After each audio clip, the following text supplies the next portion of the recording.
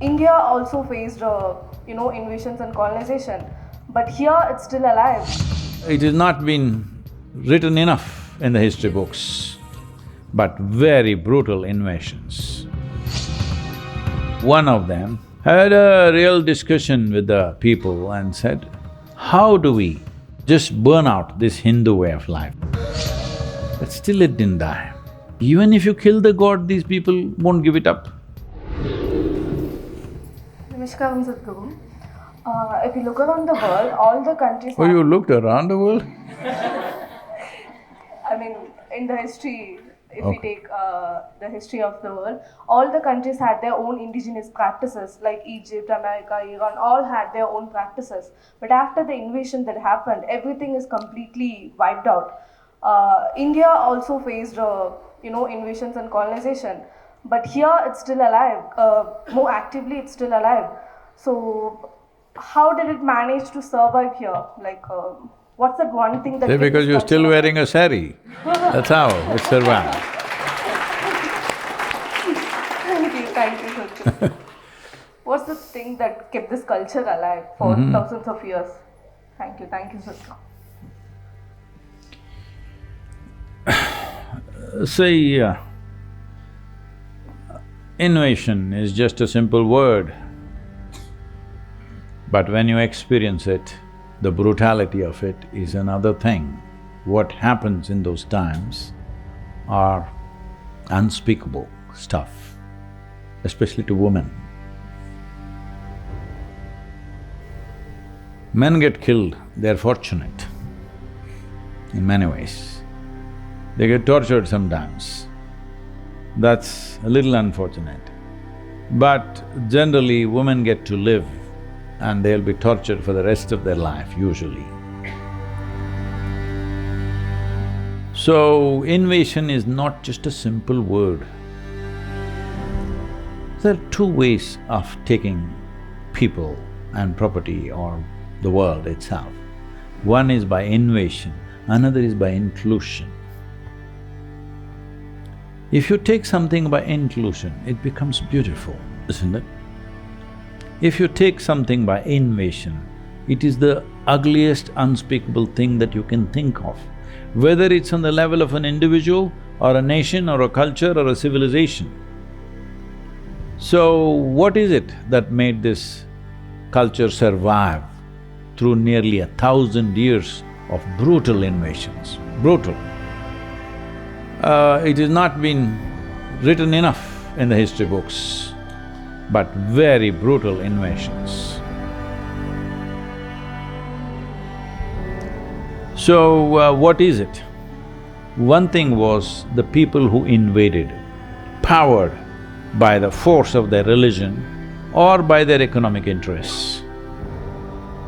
One thing was the culture and the civilization was so complex and profound, they could not figure it out.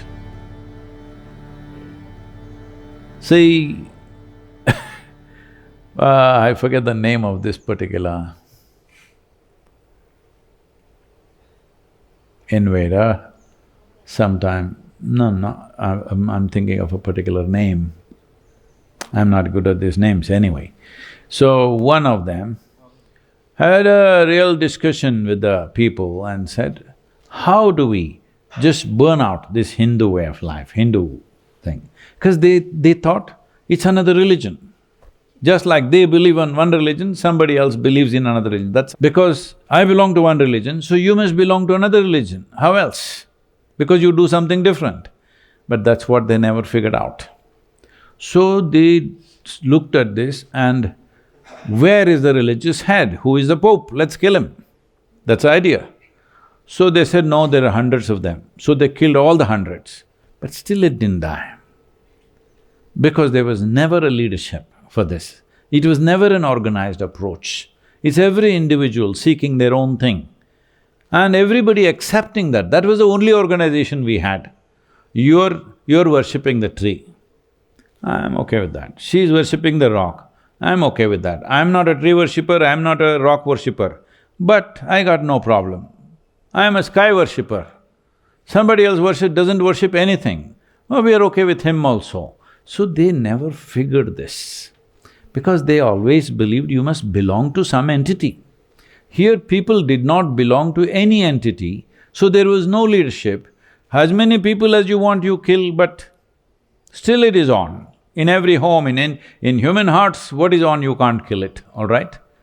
It did not need leadership, it did not need a book, it did not need an ideology, it did not need a god. That's the most important thing. So they went about demolishing temples systematically all across northern India. Southern India, you come and see, glorious temples are still here because they didn't come this far down. So you will see phenomenal temples here, you don't see that in the north because they were all largely destroyed. So even if you kill the god, these people won't give it up. You destroy the temple, they got their own little god in their home, they will worship there only. You destroy their home, they're carrying it on their body and they'll worship here only, Atmalinga they got. What do you do with these people?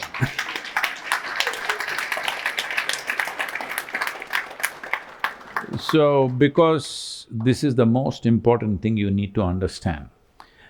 India is… Bharat, as you know or you do not know, is an organized chaos. People don't understand this. So if you look at India, it looks like it's going nowhere. Because we are not like an arrow. Arrows will fly for some time and go down. We are like a swarm of bees. Every bee seems to be going in a different direction, but in the end all of them go in the same direction. It's happening very effectively.